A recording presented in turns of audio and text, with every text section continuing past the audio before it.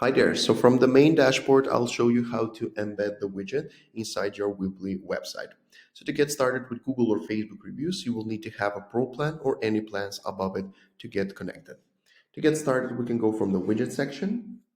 From here, if you don't have the widget created, you can just click the new widget button and follow the steps from there. Or if you have the widget created, just click edit. And on the left-hand side, you will see the embed option and we can click copy code. From here, we will switch to Weebly website builder and make sure that you select the page where you want to embed the reviews widget. Click the editor, and then from the individual element section, find the embed HTML option. So from here, we can drag and drop it anywhere on the website.